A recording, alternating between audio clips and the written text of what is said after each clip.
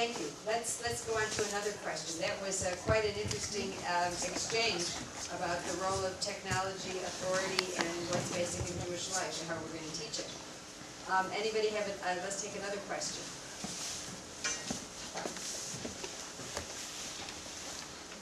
Looks like we.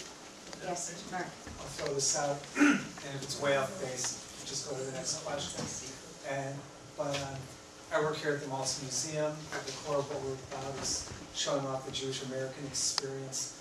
It seems to be up until fairly recently, we've looked to Europe, both positively and negatively, in our collective memory as to what authentic Judaism is.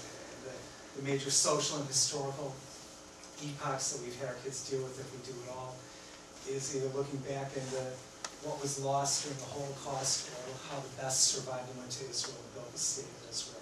And the American Jewish experience has been like a poor, whatever, cousin or stepchild in that whole process. And we've always been predicted, Jonathan Starr makes this point, that we're just an ever-dying people here, that we're just one generation away from disappearing, but we've been here 300 years now, so is it time to elevate the American Jewish experience and have our kids take texts in Jewish learning and Jewish knowledge and apply it to the American government and American pop culture and technology and highways, and should we be applying the lessons here, looking at our experiences as primary?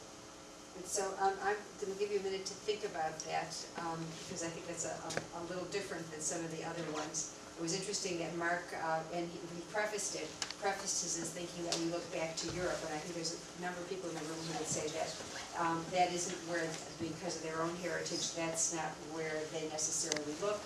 And one of the sessions I went to yesterday talked about images in Jewish textbooks, and the view that the assumption is that everyone who's a Jew in America has a European heritage. So with that as a preface, while you get some time to gather your own thoughts, do you want to talk about the importance of the American Jewish experience in the role of Jewish education today?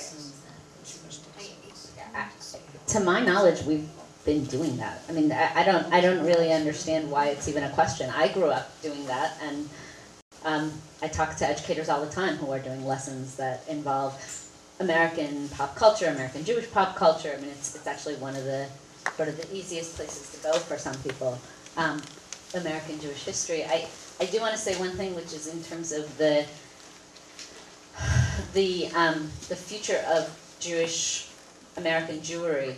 I think it's really interesting to see the back to land ethic taking place here in the States. And again, in my community, there's a lot of folks for whom the connection to the land of Israel is a land to work and to till and to tend and to farm and to take care of.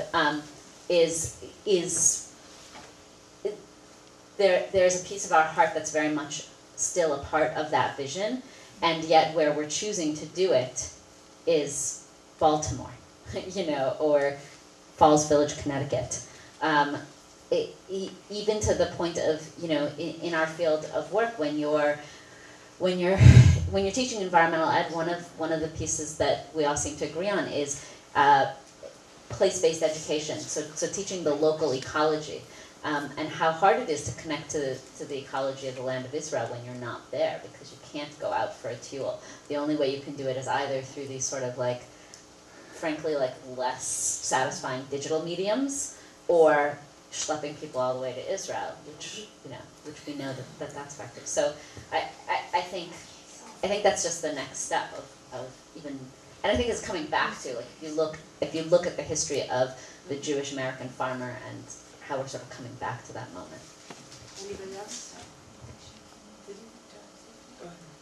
So I was just going to speak, now I'll put on my musician hat, about this whole American Jewish experience. And this past July, I was in Israel facilitating for a program called ROI, Return on Investment, through the Schusterman's Center for Leadership Initiatives. And I was facilitating an arts and culture track where there were 20-somethings through 30-somethings who are all engaged somehow in arts and culture with the word Jewish somehow attached to it, from all over the world.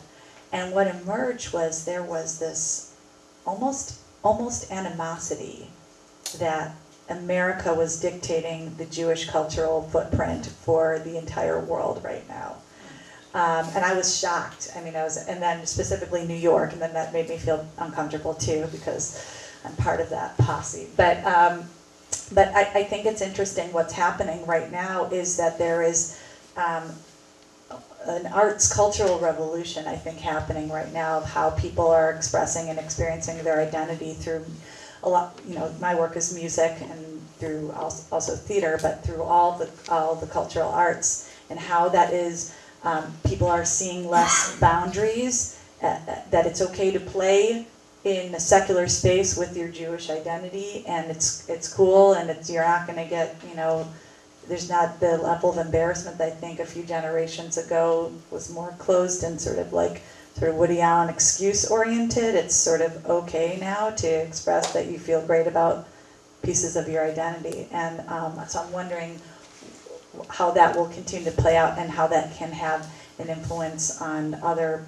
places that are developing their own cultural identities, either through repair in Europe or through Renaissance and new expression in like South America.